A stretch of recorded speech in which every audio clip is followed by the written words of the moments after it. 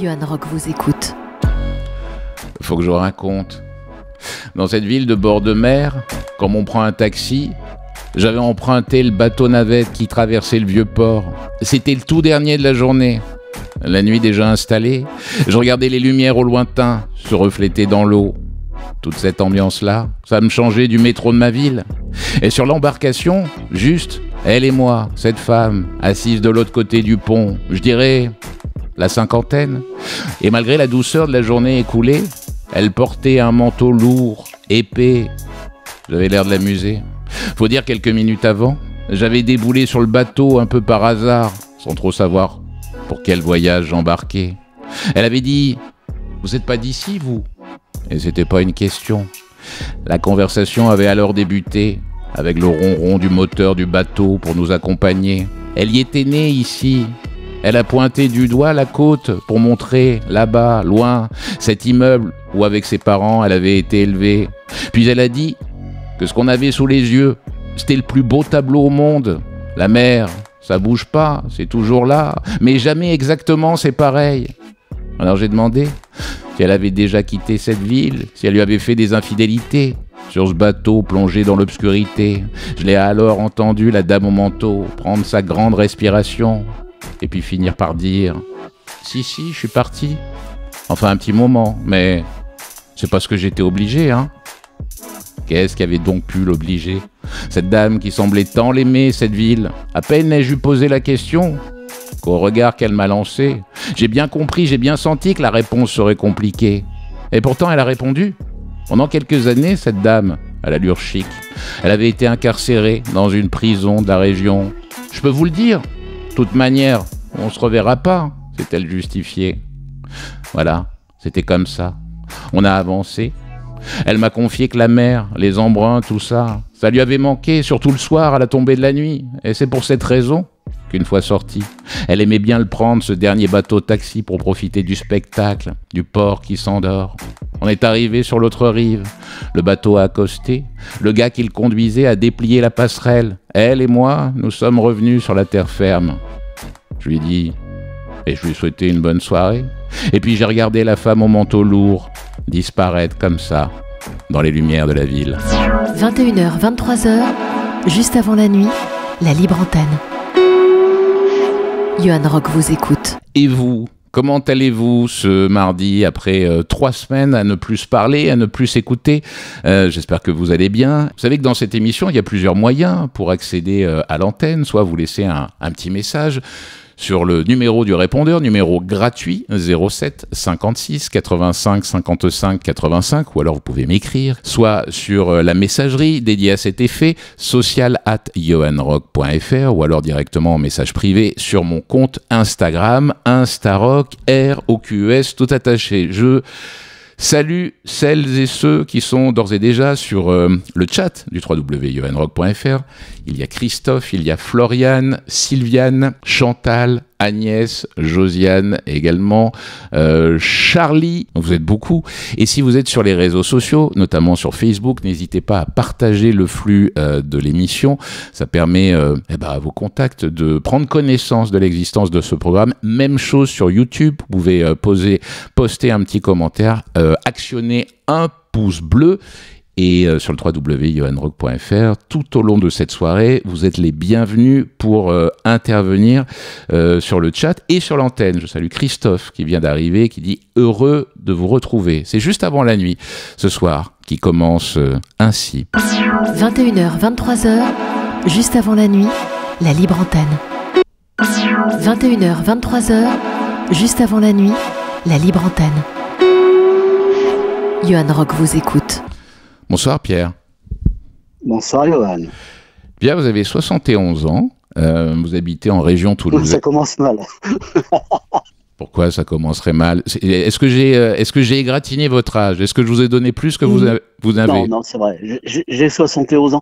Mais ça devient un âge à partir duquel on n'a plus trop envie de le clamer. Mais enfin bon. Vous habitez où? Vous habitez Toulouse, c'est ça, la région toulousaine? Eh oui, dans l'hémisphère sud, à Toulouse. Quelle est votre situation de famille? Alors, marié, divorcé, dans cet ordre-là, Et, et c'est tout. Et père de famille. Vous avez 2 enfants, Ouais. 2 grands garçons. Ouais, j'ai 2 grands garçons, 37 et 38 ans. Alors vous, Pierre, vous avez fait une carrière dans l'audiovisuel, comme on dit, plus de 35 ans à la télé. La télé dite régionale sur France 3 Occitanie. Ouais, Pendant 35 ans, vous avez présenté les journaux oui, de télé. partout en France. D'ailleurs, il n'y a pas besoin de le limiter à France 3 Occitanie. J'ai travaillé en Corse, en Alsace, en Bretagne. Là, je dis mes préférés. Et donc à Toulouse, ouais. Vous avez présenté les journaux télévisés, animé des émissions où vous receviez des artistes, des politiques, des gens de la vie, de la société. Et je dis France 3 Occitanie parce que l'histoire veut que lorsque j'avais quelques années de moins, quand j'étais petit, que j'allais rendre visite à ma grand-mère, la télé était allumée à midi dans la cuisine et vous étiez dans le poste. Et je ne sais pas comment, je ne sais pas pourquoi, bien des années après, je vous ai retrouvé sur le fil d'actualité de ma page Facebook. Et il y a quelques jours, je vous ai proposé de participer à cette émission parce que je me suis dit, ce gars-là, il aura des choses à dire. Je vous ai proposé, vous avez dit oui. Et nous voilà réunis ce soir, 21h12, juste avant la nuit. Je vous en remercie. Dans cette émission, vous savez, on commence souvent par le début. Si moi je vous demandais quelle est la première image qui vous vient lorsque vous repensez à votre enfance, quelle serait cette image? Ah, on attaque fort là. Un jouet. Le premier jouet qu'on m'a donné. Je crois que c'était une voiture de course jaune qui sortait d'un paquet de lessive. Je m'en souviens très bien parce que j'étais tout petit. Elle était en plastique. Je passais mon temps à la suçoter et elle avait le goût de savon. Je crois que c'était une voiture qui venait d'un paquet de lessive Bonux. Où est-ce que vous avez grandi, vous? Dans le Pas-de-Calais, à Arras, chef-lieu du Pas-de-Calais. Elle ressemblait à quoi, en quelques mots, la famille dans laquelle vous avez grandi? Il m'a fallu 71 ans pour prendre conscience de la réponse que je vais vous donner.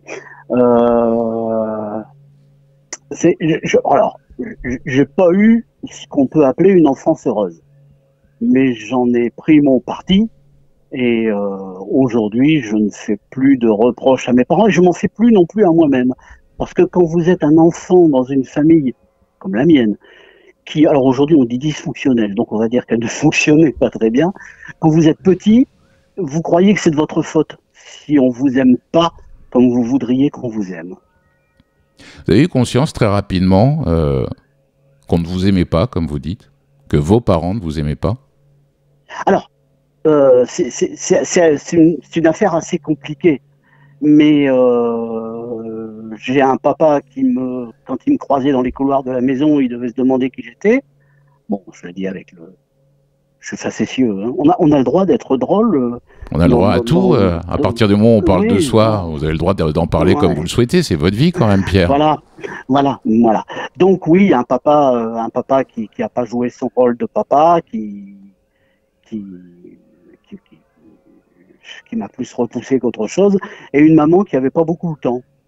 Donc au bout du compte, ça faisait une situation où fatalement... vous demandiez qu'est-ce que je fous là? 71 ans. Oui, voilà, c'est ça. Puis surtout au début, aujourd'hui je le dis plus, mais quand vous êtes petit, vous vous dites c'est de ma faute. Parce que, voilà.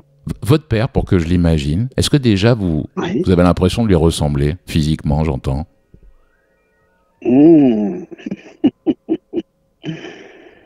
C'est mon père. Donc non, mais plus jeune, ça m'a beaucoup tracassé de voir dans le miroir une moue qui semblait, il ne souriait jamais. Et quand j'avais 15-16 ans, ça m'agaçait beaucoup de trouver dans le miroir un visage qui me faisait penser parfois à lui, à tel point que quand j'ai eu 30 ou 40 ans, je ne sais plus, j'ai fait une petite opération de chirurgie pour effacer un trait de visage que j'avais qui me faisait penser à lui. Qu'est-ce qu'il y avait sur votre visage qui ressemblait le plus à votre père? Les joues qui tombent. et qui donne un air triste, on a l'impression, quand j'étais, alors là vous allez loin, mais quand j'étais enfant, on me demandait souvent si je faisais la tête. Or c'était pas le cas, je faisais pas la tête. Mais on avait l'impression que je faisais la tête parce que j'avais des joues tombantes et donc des lèvres qui ne souriaient pas. Est-ce que je me fais bien comprendre? Ouais, j'arrive à imaginer. Donc vous croisiez votre père et c'est comme si vous aviez un inconnu face à vous, ou l'inverse, que votre père vous considérait comme un inconnu dans la maison. Oui, non, je dis ça parce que je suis facétieux et puis que je veux pas donner l'impression de me plaindre. C'est une façon de le dire en rigolant, quoi. Mais il s'est jamais comporté comme un père avec moi, voilà, c'est tout. C'est aussi bête que ça. Est-ce que votre père vous a appris quelque chose, néanmoins? Enfin, je veux dire directement, pas avec le recul de savoir ce qu'il ne faut pas faire, justement, mais est-ce qu'il y a eu des fois, malgré tout, des moments de partage, même un? Bah, quand vous êtes gosse, même si votre père ne vous témoigne pas d'amour ou de tendresse, ça reste, c'est papa. Qu'est-ce que j'admirais en lui? Bah, par exemple, quand il conduisait la voiture, je l'admirais beaucoup. Parce qu'il, dans ma tête, dans mon esprit, il conduisait mieux que les autres conducteurs, par exemple. Ce qui était totalement pure imagination de ma part. Mais c'était comme ça. Il faisait quoi de sa vie? Il était comptable. Et je déteste les mathématiques. Vous aviez des rêves quand vous étiez gamin? J'ai eu que ça, malheureux. Et si j'avais pas eu, enfin, quand je m'endormais, je me régalais parce que je savais que j'allais rêver toute la nuit. Et je me mettais de côté mes rêves, je m'en souvenais longtemps et j'étais heureux comme ça. Mais vous rêviez de quoi? De la vie d'après? Du jour où vous partiriez de cette maison? Du moment où vous seriez adulte? Oh, je rêvais d'une vie parfaite. Je rêvais d'une vie parfaite, en particulier une vie dans laquelle des gens s'intéresseraient à moi. En fait, je vous l'ai pas dit au début, mais ce dont moi j'ai souffert, c'est le sentiment, oui, qu'on ne s'intéressait pas beaucoup à moi.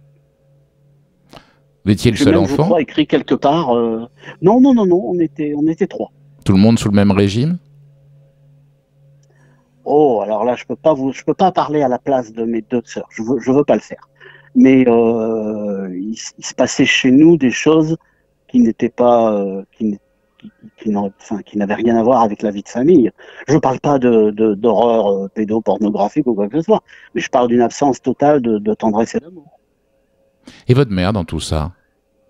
Ah, maman. Ben, alors déjà, par rapport à mon père, lui, était matérialiste et ma mère était humaniste. Et j'ai pris le parti de ma mère parce qu'elle était humaniste. Alors elle travaillait beaucoup, elle avait son jardin, elle avait la maison à faire, elle avait jamais le temps de rien, quoi. Et en particulier, peu de temps pour perdre du temps avec ses enfants. Voilà.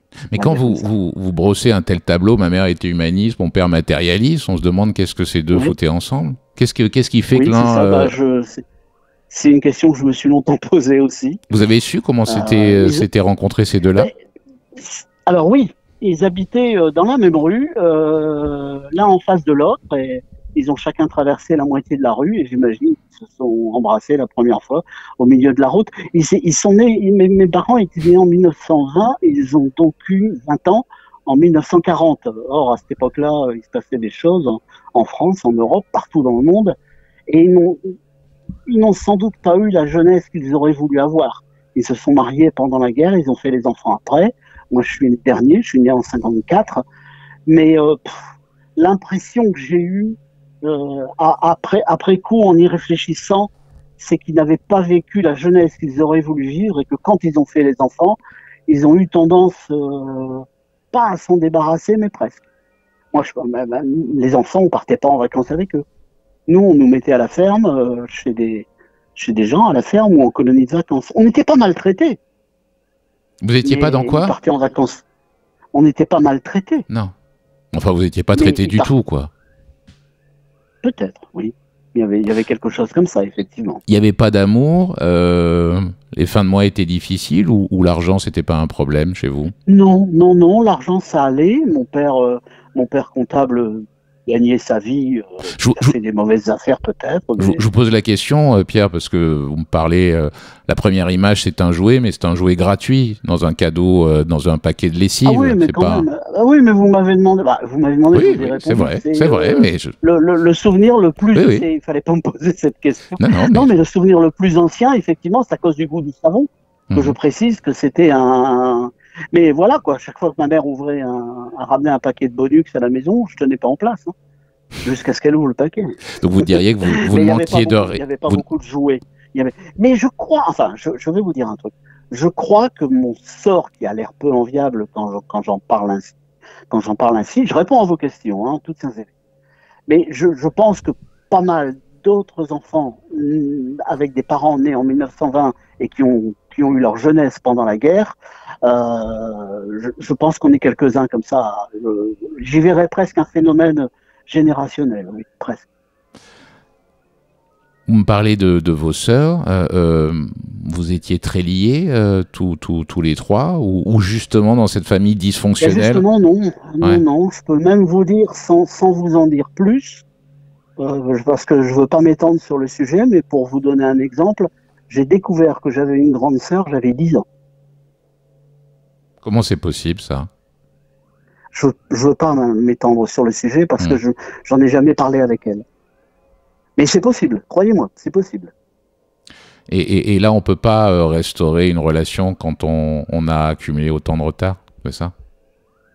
Ah, oui, d'abord, oui, enfin bon, voilà quoi, oui, bien sûr, on peut pas, non, on peut pas. Surtout quand on n'est pas d'accord avec la personne en question, et c'est un peu ce qui s'est passé. Voilà. Vous aviez une grande sœur, une autre grande sœur, donc j'imagine que vous appeliez petite sœur, c'est ça? Elle, c'était votre autre sœur. Mes deux sœurs sont mes grandes sœurs. Celle dont je vous parle que j'ai découvert quand j'avais 10 ans, elle en avait 19. Et puis, et que je ne connaissais pas, quasiment. Et puis, une autre sœur qui était ma grande sœur de 2 ans. Elle avait 2 ans de plus que moi, mais je l'appelais ma petite sœur. Parce que je m'occupais d'elle tout le temps. Parce que elle avait quoi, un retard à la naissance? Qu'est-ce qu'on...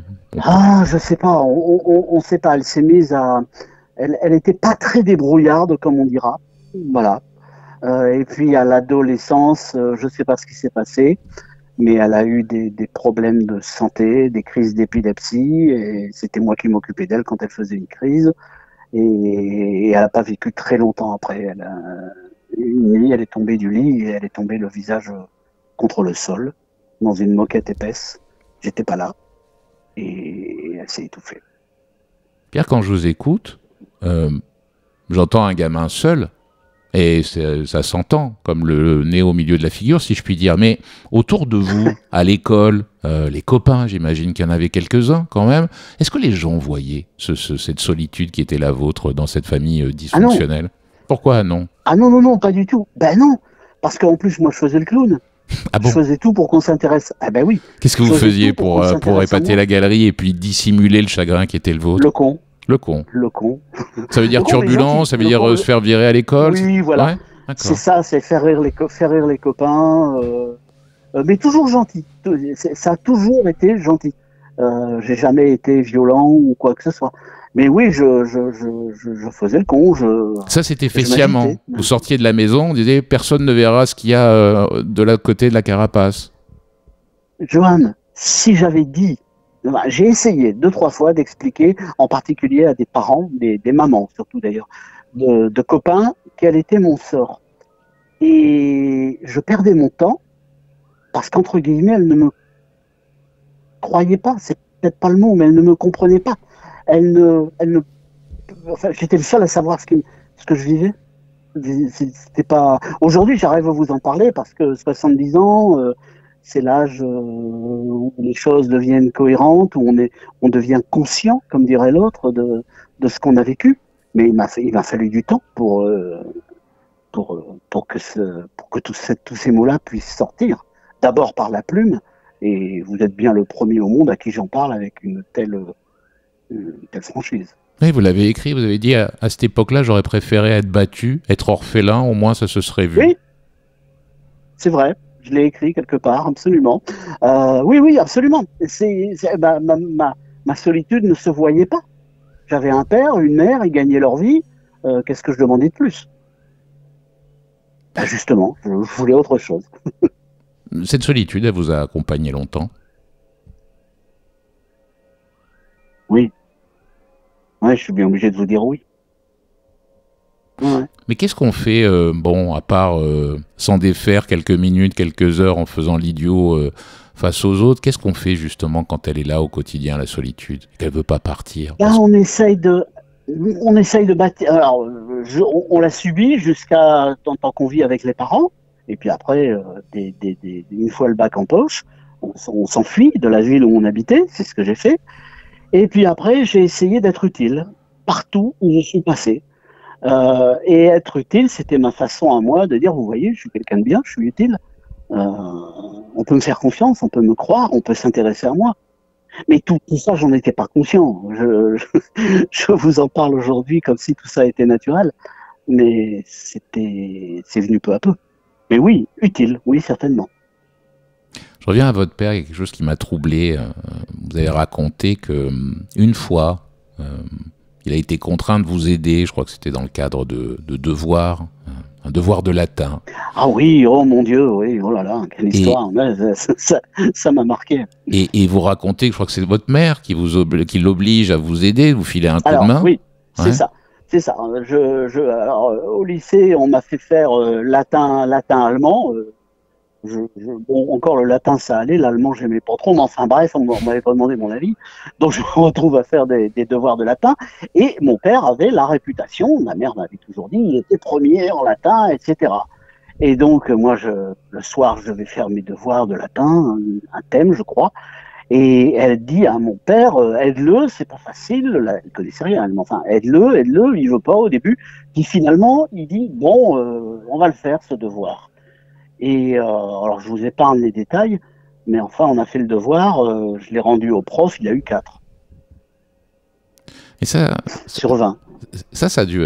Enfin, le jour où vous avez reçu la note, ça a dû...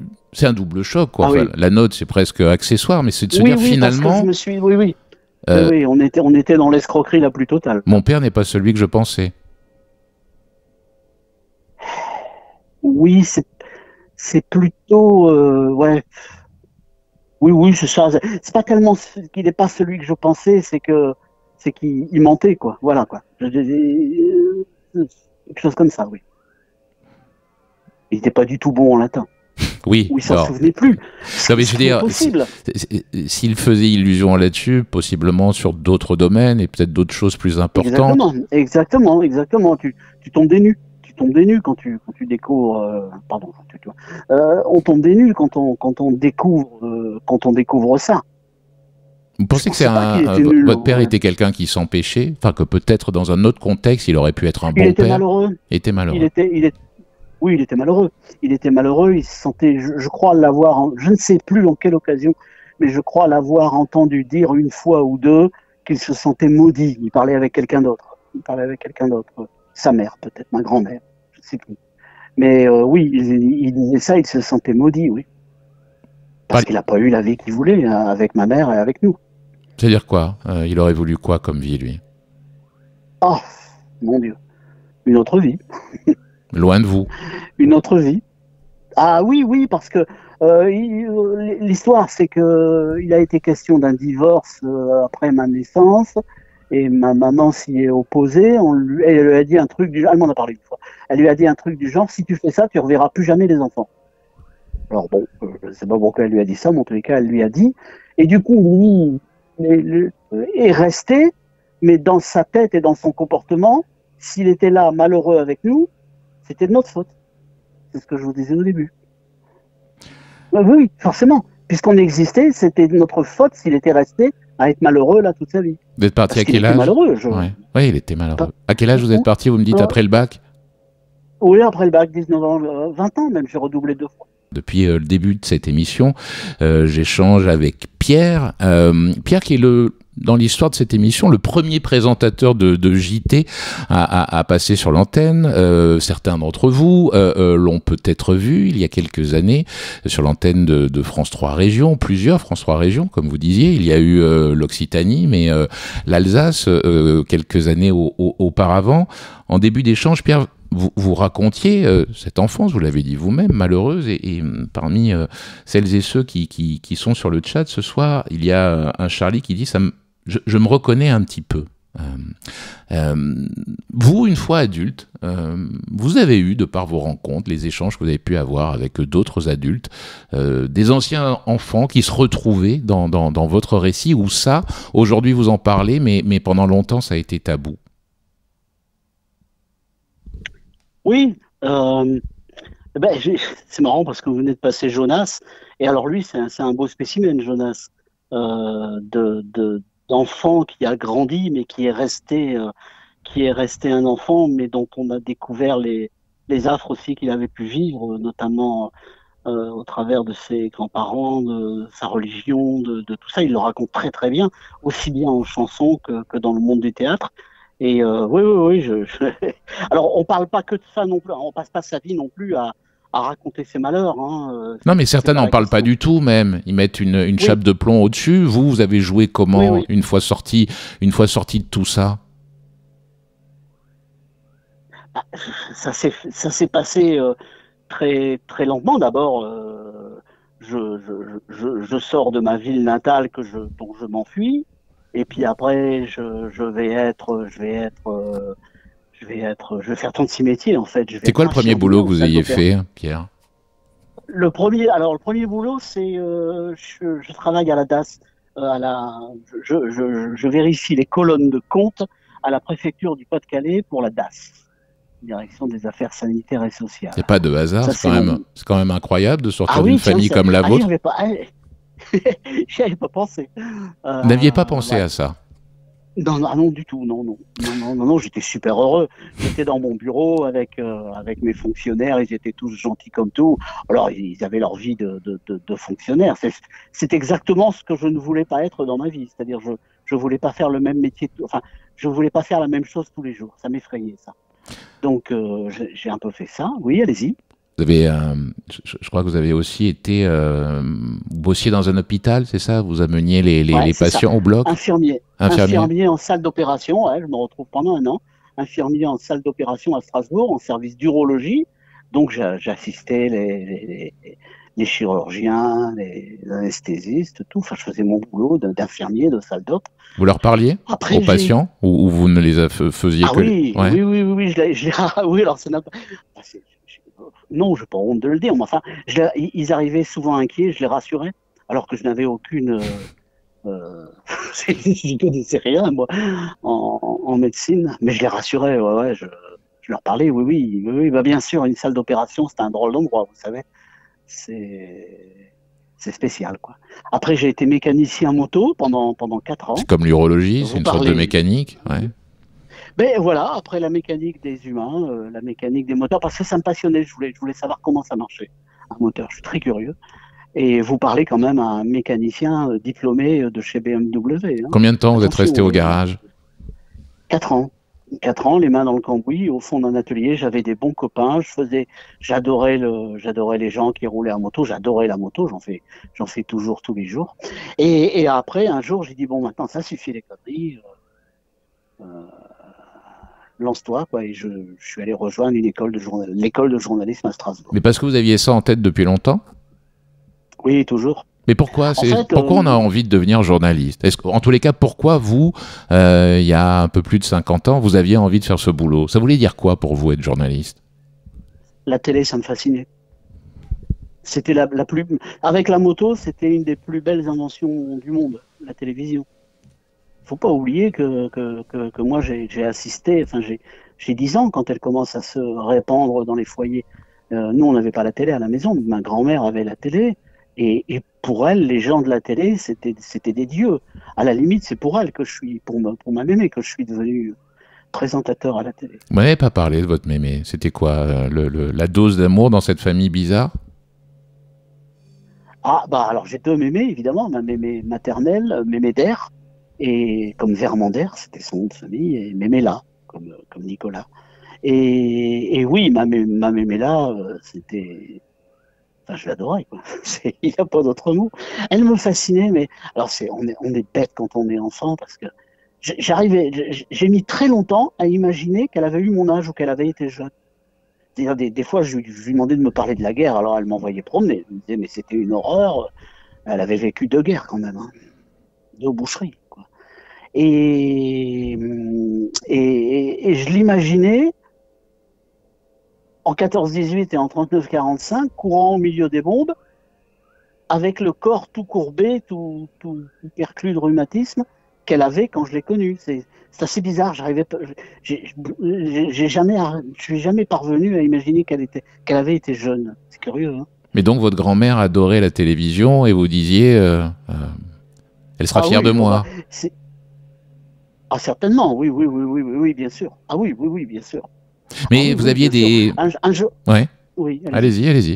Non, allez-y. Un jour, dans le cadre de mon boulot, je me retrouve une après-midi avec Pierre Tchernia, et j'ai tout de suite repensé à ma mémé. Je ne l'ai pas dit à Pierre Tchernia, lui, il va me prendre pour un fou, j'ai commencé à lui parler de ma mémé.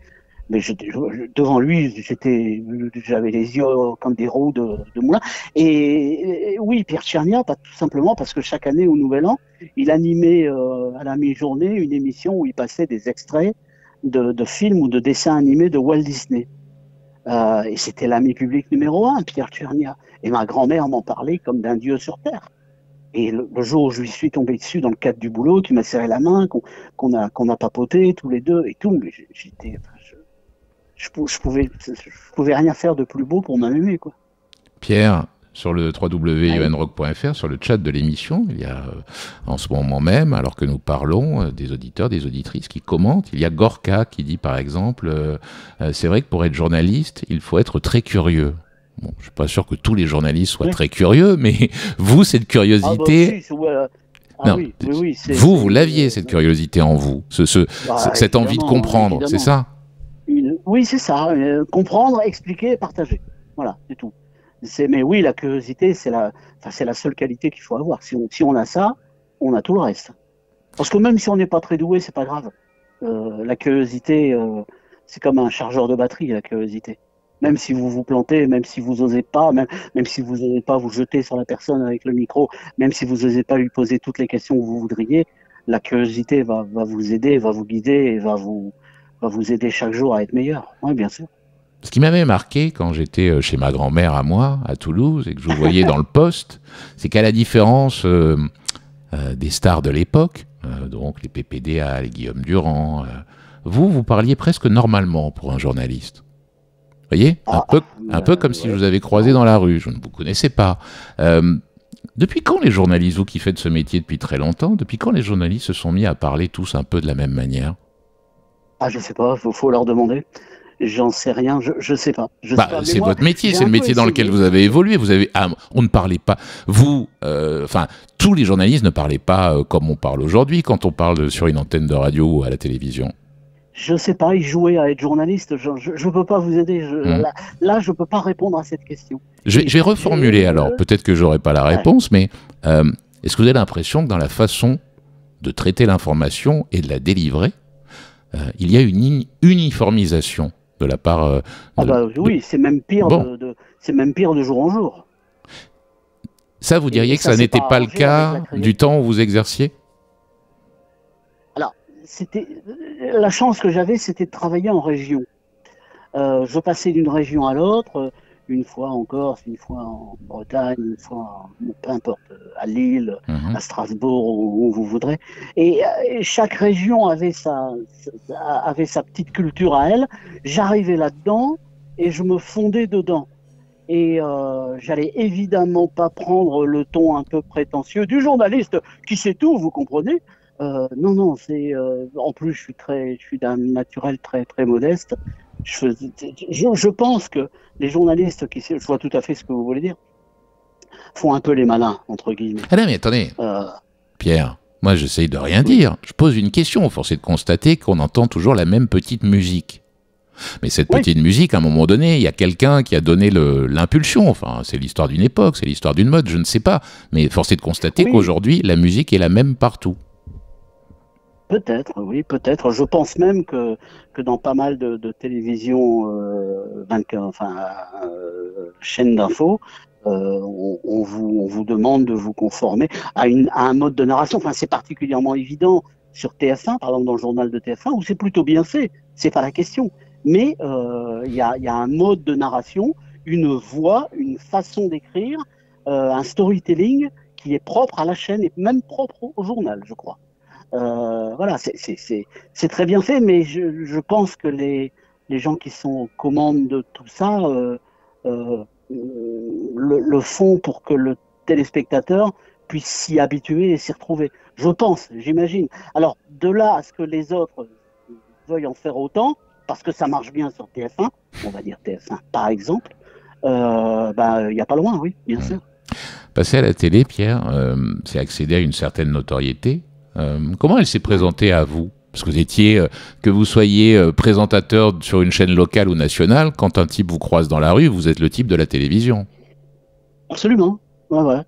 Oui. Bah, d'autant que j'ai fait aussi du national. Sur France 3, on a été, l'émission qu'on faisait ici à Toulouse était nationale pendant 2-3 ans au moins. Et oui, bah, vous êtes le type de la télé.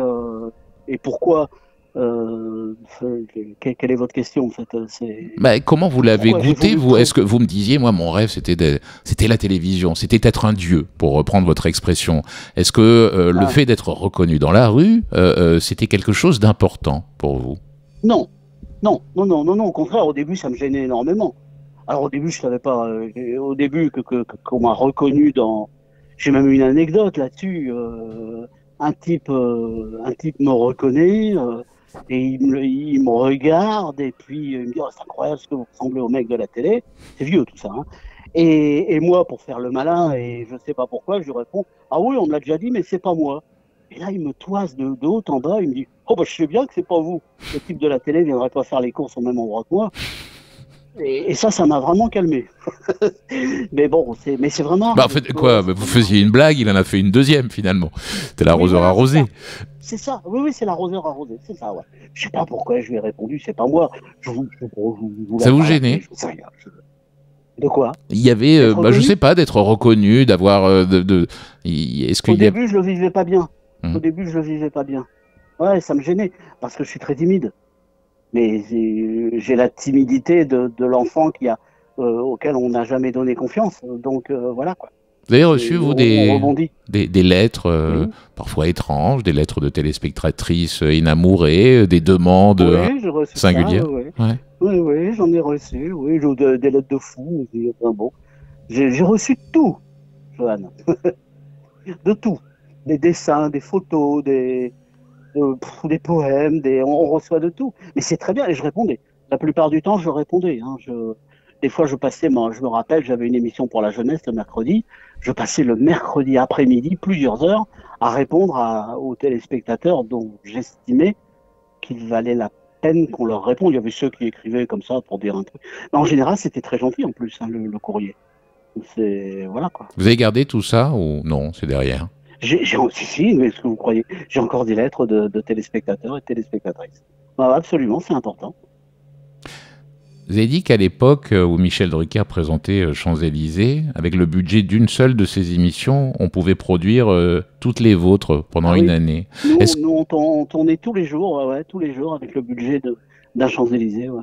Est-ce que lorsqu'il y a autant de disparités, on peut prétendre faire le même métier? Parce que bon, quand les chiffres parlent comme ça, on se dit mais c'est extravagant en fait.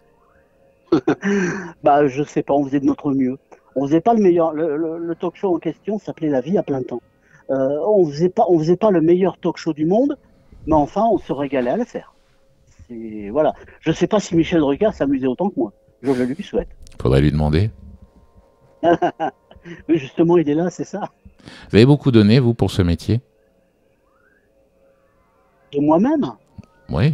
Bah, quand vous vous régalez, vous n'avez pas l'impression de bosser. Mais ça veut dire que parfois, quand on est passionné par un métier, on s'engouffre pleinement dedans. On met les bras, la tête, les jambes, et finalement, on ne fait plus... Oui, mais j'ai toujours, Ouais. j'ai toujours fait comme ça, hein, à l'hôpital, dans l'atelier moto et à la télé. Ouais, bien sûr, bah ouais, tant qu'à faire un truc qui sort un peu de l'ordinaire, autant y aller franchement, quoi. C'est comme l'amour, c'est comme tout ça, faut se jeter à l'eau. Sinon, ça sert à rien. Et l'amour dans tout ça, justement, Pierre? Joker. Ah. Vous avez raconté que, bien après, vous avez appris que votre père regardait vos émissions. Vous l'avez décrit, vous avez raconté la relation qui était la vôtre, ou la non-relation qui était la vôtre, enfant. Par quel détour vous avez appris que votre père était devant son poste de télévision? Par hasard, c'est son frère, après sa mort. Il me dit, mais tu sais qu'il te regardait tous les jours? Voilà, quoi. Il était fier. Mais je peux le croire, je peux le comprendre qu'il était fier. À l'époque, dans ma tête, je me disais, bah, putain, t'as pas vraiment fait ce qu'il fallait pour... Enfin, c'est bien beau d'être fier aujourd'hui, mais bon, voilà. Je me disais des choses comme ça. Aujourd'hui, je me dis, bah, tant mieux, tant mieux, tant mieux. Il a été fier. Il rigolait quand il me voyait à la télé. Il écoutait ce que je disais. Ça l'amusait, les réparties, les invités que j'avais, les blagues que je faisais, tout ça. Enfin, voilà. Oui, il était très fier. Votre père est mort jeune? Il est mort, il avait 68 ans.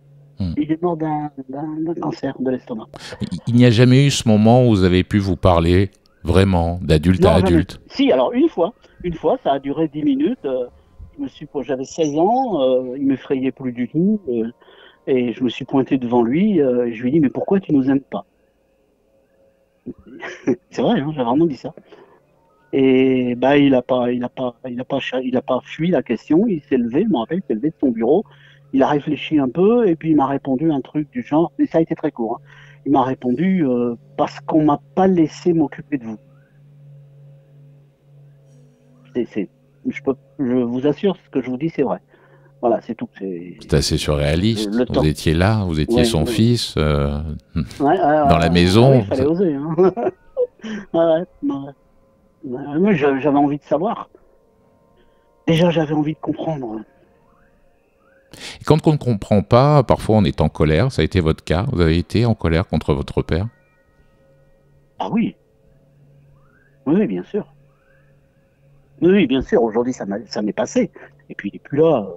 Et puis, on va passer sa vie à être en colère. Ça n'aurait aucun sens. Mais oui. Il y a des moments où je lui en voulais parce que vraiment, ça allait pas, quoi. C'était pas une vie qu'on avait.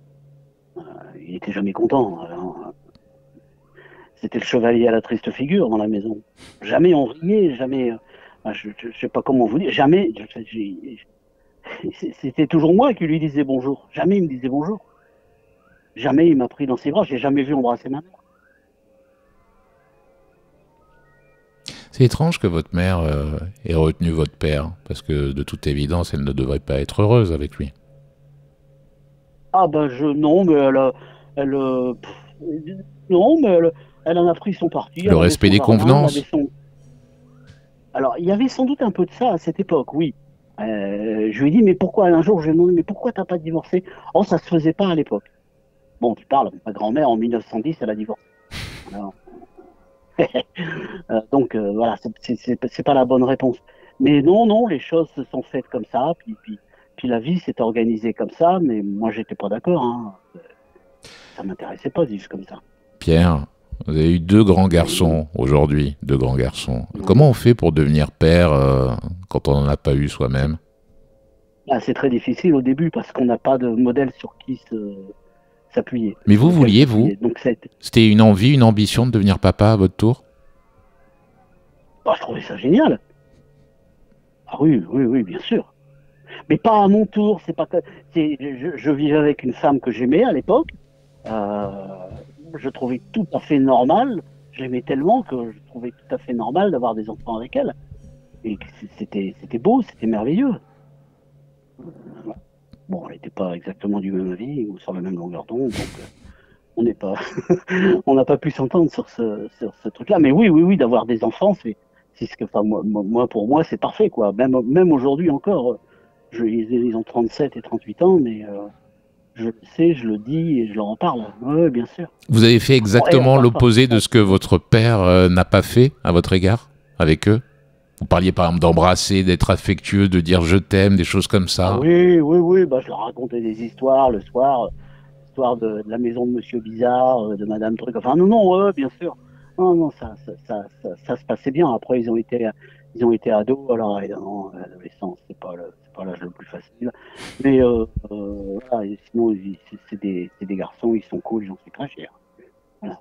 Vous avez dit c'était un avantage de faire de la télé dite régionale. Il y avait une défiance vis-à-vis de Paris, c'est-à-dire nous on fait les choses sur le terrain et en haut on est un peu déconnecté ou qu'est-ce que ça veut dire c'était un avantage de faire de la télé régionale?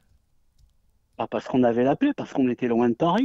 oui, d'accord. De toute façon, bah, de toute Bon, façon, enfin, vous Paris aviez nous des détestait. directeurs quand même. Je veux dire, c'était pas Oui, des carte préfets, blanche. oui, on peut. Ah oui, on avait même des préfets, oui, plus que des directeurs. Si on avait eu des directeurs, on aurait bénéficié d'un peu d'un peu plus de liberté. Mais nous avions des préfets, Ça veut dire des quoi? On corps avait de des préfets. transmission. Ben, c'était des gens qui rendaient compte à Paris et qui étaient là pour assurer la continuité de l'État français dans les régions. Hmm. Et comment on fait alors pour garder sa liberté comme ça a été votre cas pendant toutes ces années? Ah ben, faut parfois se battre, faut parfois ne pas être d'accord, mais bon, en même temps, vous savez, on faisait rien de révolutionnaire, hein. Nous étions payés des salaires extrêmement normaux. En fin de carrière, je gagnais, un douanier en fin de carrière gagnait plus que moi, hein. Voilà. Et donc, on faisait pas une télé révolutionnaire, et puis on nous fichait quand même une paix royale. Le seul truc qui était surveillé comme le lait sur le feu en télé régionale, je peux vous le dire maintenant, c'était ce qu'on appelait les langues régionales, c'est-à-dire le breton en Bretagne, l'alsacien en Alsace et l'occitan, les émissions qui parlaient d'occitan ou de breton ou d'alsacien euh, chez nous en Midi-Pyrénées, Languedoc-Roussillon. Voilà, ça c'était surveillé de très Pourquoi c'était surveillé? On avait peur que on se serve de Ah ce bah ça patois c'est pour faire l'État passer des français. messages? Non, mais c'est l'État français jacobin qui disait qu'on devait parler le même français partout en France. D'accord. Ok. Ah oui, c'est aussi bête que ça, hein. Vous dites, mais il se moque de moi. Non, non, et ça, croyez-moi, c'était surveillé. Le reste, franchement, on était tranquille. On Vous avez était, donné beaucoup, vous l'avez dit, pour ce métier, quoi, 35 ans, c'est ça? ouais, 35 ans, c'est ça, ouais. C'est une histoire qui s'est un peu mal terminée, puisque vous avez fini comme ça arrive à, hélas, beaucoup d'autres, dans ce qu'on peut Oui, nommer voilà. un placard, c'est ça? Oui, c'est ça, voilà, oui, oui. Ça vaut même à peine ça vaut à peine la peine d'en parler. Ça Alors, s'est mal terminé. Ils savaient plus quoi faire de moi, quoi. Voilà, j'avais 61 ans. Ça leur venait pas à l'idée que je pouvais encore travailler et bien travailler pendant quelques années. donc ça fait 10 ans que vous ne faites plus ce métier. On dit que parfois journaliste, c'est comme médecin. Si on l'a été, on l'est jusqu'à la fin de sa vie. Vous vous considérez encore Mhm. aujourd'hui comme journaliste, même si vous n'êtes plus à l'antenne? Ah, j'ai toujours la même curiosité. Je dirais que c'est pour ça que j'écris, que j'essaye d'être un auteur. Là, j'ai écrit les 2 tomes d'un premier livre, évidemment où je me livre beaucoup à l'autobiographie, mais ça c'est normal. N'importe qui, son premier livre, il parle de ce qu'il connaît le mieux, à savoir de sa vie. Mais oui, j'aimerais continuer, mais dans l'écriture. Ouais, ouais, absolument. Pour moi, la retraite, c'est tout sauf un endroit où on est allongé à rien foutre au soleil. Qu'est-ce que vous en faites alors, vous, depuis 10 ans de cette retraite, à part écrire? Ben, je m'occupe, hein, je m'occupe de droite et de gauche. Je tombe malade, j'arrive à vaincre les maladies. Voilà, on fait tous un peu de tout. Mais je sais, ouais, je veux rester actif, oui, bien Qu'est-ce sûr. qui vous manque le plus au quotidien dans ce métier? Quel est le truc, par exemple, si vous pouviez retourner au boulot pour une journée demain, Mais quelle est la chose malheureux, que vous... j'ai rien fait de mal pour devoir retourner au boulot, malheureux. Vous avez très bien compris le sens de ma question. Il y a forcément un truc qui vous plaît, que vous pourriez refaire comme ça tout de suite, même gratuitement peut-être, j'en suis... Oui, alors, arriver le matin et ne pas savoir de quoi allait être faite ma journée. Voilà. C'est ce que j'aime pas beaucoup dans la retraite, c'est que je sais quand même un peu ce qui va se passer dans ma journée. Alors que quand j'étais actif, journaliste et tout, j'avais pas la moindre idée. Voilà. Vous vous levez le matin, vous savez pas que vous allez vous retrouver à marcher sur les ruines d'une usine qui vous a pété la gueule à 11 heures du matin un jour, quoi. Voilà. Faites Et c'est ce qui m'est allusion arrivé, à oui. AZF. AZF, Ouais, ça a été... catastrophe. un traumatisme pour les gens de Toulouse et la région Ah oui, toulousaine, oui, puisqu'en oui, 2001... Donc, et ça aurait pu être pire. Ça aurait pu être pire. donc vous, en tant que Oui, journaliste, oui. vous êtes allé sur le front ce jour-là, vous avez couvert l'événement. C'est un hasard total. Un hasard total. C'est le reportage qui m'a apporté le plus de gloire médiatique, mais qui m'a coûté le moins de travail. Racontez-moi pourquoi. J'ai Parce que ça explose à 10h20, on va dire, hein, 10h17, peu importe. Moi, je suis de présentation journal à midi. Comme l'usine est à 2 km à peu près de la télé, le bâtiment de la télé est quand même bien saccagé, donc la matinée ne va pas ressembler à une autre matinée. On nous évacue, on nous fait sortir au bout d'une minute. Hein, de toute façon, tout le monde sort de là. Et là, je sors et je sens l'eau. La difficulté ce jour-là pour les journalistes, c'était de savoir ce qui venait de se passer. Parce que ça a explosé, c'est l'équivalent d'une bombe. Voilà. Et donc, la difficulté, c'était de savoir ce qui s'est passé. Et j'ai eu une chance extraordinaire. On en revient à mes histoires de quand j'étais infirmier en salle d'opération. Je manipulais tous les jours un produit pour nettoyer. J'oublie le nom à l'instant, mais ça va me revenir, ne vous inquiétez pas. Et ça sentait ce produit-là. Et je me suis dit, il y a un seul endroit dans Toulouse où il peut y avoir ce produit-là, qui a cette odeur-là entassée en grande quantité, c'est l'usine AZF. Donc, je monte sur ma moto et je dis, il me faut 5 minutes pour y aller, je vais aller y voir. Et en roulant sur le parking, je tombe sur un collègue à moi, qui s'appelle Michel Mézières, et je le vois avec sa caméra dans les mains. Il venait d'aller la chercher dans les décombres de la télé. Et je lui dis, mais t'as des piles dans la caméra, t'as une cassette? Oui, oui. Je lui dis, monte avec moi, je crois que je sais ce qui vient de se passer. Il monte derrière, je lui ordonne, il n'y a pas d'autre mot, quand il commence à tourner, de ne surtout pas couper, parce que c'est la maladie à France 3. Hein. On coupe, on demande aux gens s'ils sont prêts, etc. Là, Vous êtes en train de me dire qu'il arrive qu'on coupe au meilleur moment, c'est ça? Oui, ça peut arriver. Ouais. Ça, on avait un peu cette culture-là. Et je le dis gentiment. Et donc, nous voilà partis tous les deux. Et je ramène le reportage d'une vie. Mais j'ai toujours dit, s'il n'y a pas Michel, c'est pas moi qui conduit la moto et qui tient la caméra. Moi, je fais rien dans l'histoire. Si je ne tombe pas par hasard sur Michel Mézières et sur sa caméra ce matin-là, j'ai vu la catastrophe et terminé, quoi. Mais là, évidemment, on va rapporter tous les deux le reportage d'une vie. Et c'est un hasard total. C'est une journée qui finalement pourrait résumer une carrière de journaliste, cette journée de l'explosion d'AZF. Pourquoi? Non, c'est une question, parce que vous me dites c'est le reportage d'une vie. Absolument. Oui, c'est le reportage d'une vie, c'est-à-dire que... Ça veut dire des images qui justifient une vocation. Ce reportage m'a fait grandir. Il m'a fait devenir adulte. Parce que je suis après tombé sur des gens, j'ai eu des prix, des trucs comme ça. Bon, je suis tombé sur des gens que j'admirais, dont je connaissais le nom, qui venaient me voir et qui me disaient, t'as bien bossé. Et ça, pour moi, c'était totalement inattendu. Et des gens de national ou de l'international même. Voilà, quoi.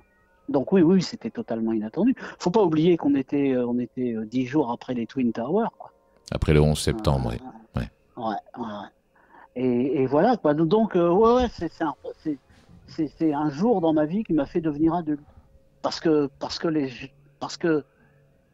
on s'est adressé à moi, non plus comme le jeune con aventurier de l'audiovisuel que je feignais d'être, mais comme le type qui avait bien bossé ce jour-là. On parle parfois de l'adrénaline qui galvanise et qui fait oublier l'angoisse qu'on serait en mesure d'avoir dans certaines circonstances. Ouais. Est-ce que ce jour-là, vous avez eu peur? Non, j'ai aucun mérite, j'ai pas eu peur. Non. Je parle pas de mérite, mais on peut avoir peur sans... Non, mais j'ai même pas eu à lutter contre la peur. Je me suis même dit à un moment, j'étais sur ma moto, je commence à découvrir les décombres sur la rocade, les gens en sang, l'usine au loin, il n'y a plus d'usine, quoi. Elle mesure 20 cm d'épaisseur, l'usine. Et je me dis, mais c'est pas possible, je suis en train de rêver. Vous savez, ça arrive, des fois, on fait un rêve particulièrement fort ou stupide, ou je sais pas quoi, et on se dit, je vais me réveiller. Et on se réveille à ce moment-là. Et je me suis pas réveillé, donc c'était vraiment la réalité. Mais je vous assure, quand on découvre tout ça, on regarde ça. Mais j'étais journaliste, et je le vivais avec eux. J'ai pas du tout, j'ai pas tendu le micro vers les gens en leur demandant ce qui venait de leur arriver. Je suis allé vers eux, puis j'ai commencé à leur parler. Comme vous l'auriez Je me suis fait même si vous pas demandé n'aviez ni micro ni caméra. Exactement, exactement, bien sûr. Comme je l'aurais fait si j'avais encore été mécanicien ou si j'avais encore été infirmier. En leur Bien sûr. parlant avec votre voix et votre véritable On leur intonation. parle. Ah, ils se demandaient, ah bah, attendez, mais en plus, Joanne, on peut en sourire, mais ils se disaient, mais qu'est-ce que c'est ce bordel? On attend le SAMU, on attend les flics, et c'est le mec de la télé qui débarque. Enfin, il y avait quelque chose de surréaliste hein, dans ce qu'on a vécu, enfin, dans ce que j'ai vécu et ce que tout le monde a vécu ce jour-là, quoi. J'ai vu le pire et le meilleur de l'être humain ce jour-là. Ça vous a surpris? Bah, ça fait beaucoup en même temps. Mais j'ai fait mon boulot, puis j'étais bien content après parce que je suis revenu à la télé, je savais qu'on avait un super, enfin, je savais qu'on avait fait ce qu'il fallait faire. Vous avez fait L'idée, le boulot. c'était, on va passer ça, oui, et on va rassurer les gens. Oui, c'est une catastrophe, mais oui, c'est fini. Oui, oui, c'est épouvantable, mais entre guillemets, c'est ça. Et quand on voit, je dis toujours que je suis intarissable sur ce sujet-là, hein, méfiez-vous. Je dis toujours que pire que d'avoir peur d'une catastrophe, il y a ne pas savoir de quoi on a peur. C'est Est-ce que vous intéressant ce que comprenez? vous dites, Nicolas, Pierre, parce que déjà, Ouais. vous dites rassurer les gens quand vous cherchiez à les rassurer du temps où Oui, vous étiez brancardier absolument. ou infirmier à l'hôpital. Exactement, ouais. Et on pourrait parfois Ouais, ouais. reprocher à certains journalistes ou certaines lignes éditoriales de justement activer le vecteur de l'angoisse chez le téléspectateur, justement. Vous, au Bien contraire, pour sûr, vous, le bien sûr. journalisme, ça serait justement comprendre pour désamorcer l'angoisse et aller au-delà. Je frémis à l'idée que les chaînes d'infos à l'époque eussent déjà été inventées. Que de bêtises n'aurions-nous entendu? Et voilà. Et nous, on a tenu l'antenne tout l'après-midi, hein, à France 3 avec nos petits moyens à nous. On n'a pas dit une bêtise. C'est moi qui étais à l'antenne, je le sais. Et puis ce jour-là, j'étais certainement le seul présentateur de la Terre à savoir de quoi je parlais. Parce que je l'avais vu de mes yeux. Je l'avais senti avec mon nez. Je l'avais touché avec mes doigts. C'est si rare dans une vie de journaliste. On parle toujours de ce qu'on ne connaît pas. Mais Pierre, quand on passe sa vie dans un studio de télévision, par définition, on n'est pas sur le terrain, donc on est Ah coupé de bah cette ouais, fameuse voilà. réalité. Il faudrait que Oui, oui, non, finalement non, mais c'était on soit journaliste de plateau par intermittence pour ensuite mieux revenir sur le terrain. ce qu'on était à France 3. On n'était pas journaliste 24 heures sur 24 de plateau. On Polyvalent. nous faisait faire des dos. Bon, ce jour-là, enfin, j'ai abandonné mon poste, comme dirait l'autre, hein. J'ai pris ma décision tout seul, comme un grand. Mais personne ne m'y a envoyé, quoi, je veux dire. Voilà. Mais j'ai pris la bonne décision, puis j'ai eu de la chance, surtout, de tomber sur Michel. Pierre, c'est votre prénom, Nicolas, votre nom, Pierre Nicolas, Ouais, vous l'avez ouais. dit, vous avez posé sur le papier des souvenirs, un parcours, une vie, une réflexion aussi, ça s'appelle Mélodie d'un boomer. Non seulement vous avez écrit un tome, mais un deuxième. À quelle maison d'édition on peut trouver ces deux ouvrages? Ah, je suis le porte-drapeau ou l'emblème de l'auteur indépendant, puisque j'ai pas d'éditeur. Donc si on veut se le procurer, comment on fait? On le trouve sur Amazon, Sur Amazon. bien sur ma page Facebook. Oui, sur Amazon, sur ma page Facebook, sur Le Bon Coin. Enfin, Donc, je le mets partout où les gens ont envie de l'acheter. Mélodie Les du gens n'aiment pas boomer, beaucoup Amazon aussi. Ouais, la mélodie du boomer. Ouais. Mélodie du boomer, Ouais. Pierre Nicolas. Vous êtes demandé, tiens, si ces deux ouvrages, puisqu'on en a beaucoup parlé, vos parents les avaient eus entre les mains. Ah, j'aurais été embêté. J'ai quand même attendu qu'il soit plus là. Ouais. Ouais, ouais. Je me pose parfois la question de savoir est-ce qu'il faut l'envoyer à des gens qui ont été directement impliqués dans mon parcours de vie et dont parfois je parle à mots à peine couverts. Quel effet ça fait de se retrouver imprimé comme ça? Je sais pas. Je sais pas. Je sais pas. Moi j'ai écrit, après j'ai écrit, c'est le coup de la thérapie. On se met à écrire pour rigoler au début avec les copains sur Facebook. Et puis on me dit ah bah tiens t'as une plume, t'as une drôle de façon de raconter les choses et tout. Puis je commence à noter, puis j'écris 100 pages, 200 pages, 300, 400, 500. Voilà, et puis les gens me disent ah mais c'est pas mal, c'est bien torché, ça va, ça se lit, etc. Mais enfin j'ai pas d'éditeur hein, pour vous répondre. C'est ça le monde de l'édition, c'est un monde assez curieux, dont je ne maîtrise pas encore tout. C'est un plaisir, Pierre, de vous parler ce soir. Et pour conclure cet échange, je vais paraphraser le message de cette auditrice, Nicole, qui sur le chat vient d'écrire « Être journaliste, c'est un beau métier ». Elle l'écrit parce qu'elle vient de vous écouter depuis 1h18. Donc finalement, eh ben merci. Tout merci ça n'était Nicole, pas vain. Et merci à Joanne. Non, bah oui, bien sûr. Je n'ai que de bons souvenirs. Je n'ai que de belles choses à raconter, moi. Voilà quoi. Merci en tous les cas d'être passé ce soir juste avant Merci, la nuit, Joanne. Pierre. Salut. Merci. Au revoir. 21h, 23h, juste avant la nuit, la libre antenne. Johan Rock vous écoute. Tiens, Nicole qui m'écrit que pour la première fois, je vous regarde sur mon PC, j'ai l'impression d'être chez vous, Johan, ou devant une émission de télé. Voilà, toujours intéressante votre émission. Merci à vous, merci à Nicole, merci à vous tous et tous qui êtes de l'autre côté de vos écrans, un petit peu partout en France, un petit peu partout dans le monde, je le sais, puisque régulièrement vous m'envoyez des petits messages, des emails. Continuez de me dire comment est votre vie. Je vous remercie d'ailleurs pour tous les messages que vous m'avez envoyés depuis 15 jours suite à la pause qu'on a fait pendant ces vacances. Ça fait toujours du bien de vous lire, alors continuez. social@johanrock.fr, un petit message sur mon compte Instagram Instarock, ROQS tout attaché, ou alors en me laissant votre voix sur la messagerie gratuite du 07 56 85 55 85. Je parle de mails que vous m'envoyez, tiens, je vous en lis un et je vous partage celui que m'a adressé Sophie il y a quelques jours. Ça commence comme ça. Bonsoir Johan, je vous écris car je ne sais plus trop vers qui me tourner. Il y a quelques jours, mon compagnon m'a fait une confidence qui me bouleverse complètement. Nous sommes ensemble depuis 3 ans et je pensais tout ou presque savoir de lui. L'autre soir, pourtant, après le dîner, il m'a avoué quelque chose de son passé qu'il gardait secret depuis le début de notre relation. Il a dit qu'il en avait honte de ce secret, que s'il ne m'en avait pas parlé jusque-là, c'était justement pour ne pas me faire fuir, mais que depuis qu'on est installés ensemble, il avait l'impression de me mentir en me cachant cette partie de sa vie. Je ne vais pas entrer dans les détails, m'écrit Sophie. De l'écrire m'angoisserait encore davantage, mais disons que ça concerne des choix qu'il a faits il y a longtemps et qui l'ont poussé à faire des choses répréhensibles. Sur le moment, j'ai essayé de le rassurer, de lui dire que je comprenais. Mais depuis, je n'arrive plus à le regarder de la même manière. En fait, c'est comme s'il était devenu un autre, un étranger. Je me sens partagé entre l'amour que j'ai pour lui et cette image qui s'est fissurée. Je n'en dors presque plus, je rumine constamment. Est-ce que je devrais passer outre?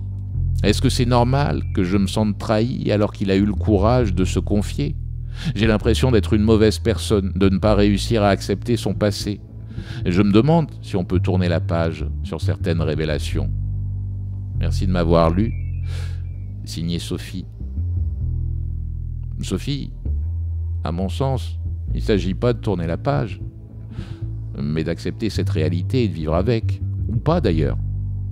Peut-être qu'il y a des révélations sur le passé de votre compagnon, quelque chose qui vous heurte au point de ne plus pouvoir faire comme avant. Tenez-moi au courant, Sophie. Et puis courage, en attendant. social@johanrock.fr. Comme Sophie, vous pouvez m'envoyer et me dire ce qui se passe dans votre vie. Pas que des choses désagréables, d'ailleurs. Pas que des choses difficiles à vivre. Si c'est le bonheur, si c'est le plein soleil en ce moment dans votre existence, j'ai envie de vous lire et que vous nous le partagiez. Instagram, social, ou alors 07 56 85 55 85. C'était un plaisir de partager ce moment comme on l'a fait depuis 21h ce soir. On va se retrouver dès mardi prochain, 21h. Pour celles et ceux qui ont pris l'émission en route, qui voudraient réécouter ou écouter le début de ce qu'ils ont raté, à partir de demain, 18h, vous retrouvez le replay de l'émission sur toutes les plateformes de streaming, dont notamment Apple Podcast et Spotify. Et puis je le rappelle, si vous souhaitez soutenir l'émission, vous pouvez le faire en faisant un don ou en vous abonnant. Ça se passe sur la homepage, la page d'accueil du site internet social@johanrock.fr. Je vous dis et je vous souhaite surtout une bonne nuit, faites de beaux rêves, passez une belle semaine et dès mardi prochain, 21h, on se retrouve évidemment juste avant la nuit.